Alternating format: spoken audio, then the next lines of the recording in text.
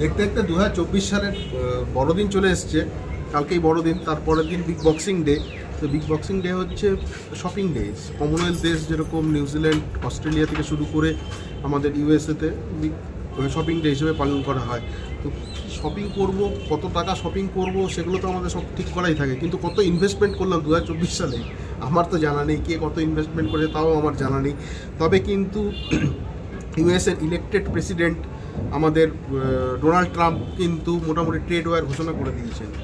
জানা দরকার যে ভারত থেকে কিন্তু সবথেকে বেশি আমদানি করে আমাদের আমেরিকাই, এবং ডলারের মূল্যে তা কিন্তু 2023-24 সালে মোটামুটি 77.52 বিলিয়ন ডলারের বাণিজ্য তারা করেছে।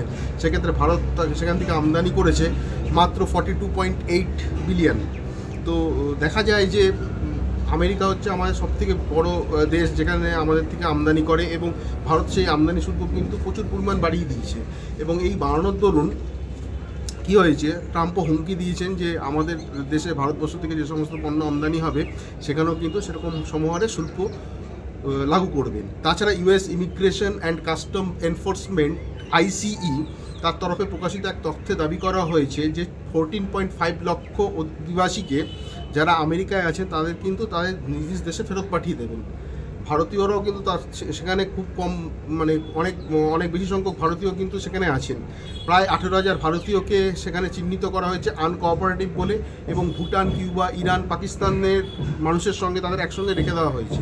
এবং এই ফেড রেটের জন্যই কিন্তু শেয়ার বাজারে লাস্ট সপ্তাহে আমরা দেখেছি পতন, এবং ভারতীয় মার্কেট থেকে প্রায় 9.1 লক্ষ কোটি টাকার একটা ফান্ড বাইরের দিকে চলে গেছে।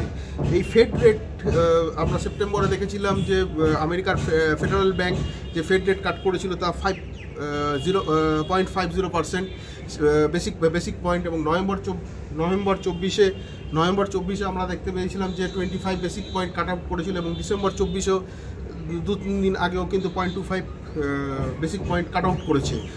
এই দিক থেকে দেখতে গেলে দেখা যাবে যে তাতে শেয়ার মার্কেটে তেমন কিছু প্রভাব পড়েনি, কিন্তু আগামী 2025 সালে তারা 4টি ধাপে কিন্তু এরকম ফেড রেট কাটার কথা বলেছেন, এবং সেই ইঙ্গিতের জন্যই কিন্তু শেয়ার বাজারে অল ওভার বিশ্বজুড়ে শেয়ার বাজারের পতন দেখা গেছে। সার্বিকভাবে এই সংশয় ধাক্কা মাথা তোলার বদলে শুয়ে পড়েছে ভারতের মতন এই যে আমাদের দেশ, তাদের মতন অর্থনীতি। কিন্তু এর একটা সুফলও আছে। ফেড রেট কাটলে সুদের হার কমানো হলে অর্থনৈতিক কাজকর্মের যেরকম অক্সিজেন যোগায়, তেমনি চাকরির বাজারও কিন্তু খুব ভালো হয়। ডলারের কম হারে সুদ মেলায় বিদেশি লগ্নিকারীরা ভারতের মতন বাইরের থেকেও ভারতের মতন শেয়ার বাজারগুলোতে তারা লগ্নি করে।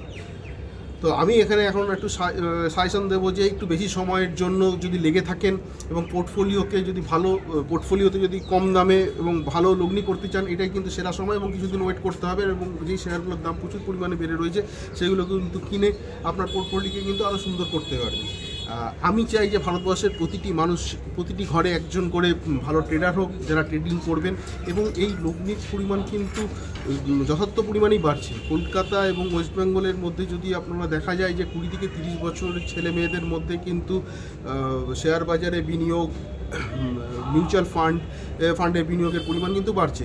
তার সঙ্গে সঙ্গে কিন্তু আমাদের পোস্ট অফিস, ব্যাঙ্কগুলোতেও কিন্তু জমার পরিমাণ বাড়ছে। আশা করব সামনের দিনগুলোতে, সামনের বছরে আপনারা অল্প অল্প করে টাকা জমাবেন এবং লগ্নি করবেন, এবং আপনাদের ছোট ছোট লগ্নিগুলি একদিন বড় আকার ধারণ করবে।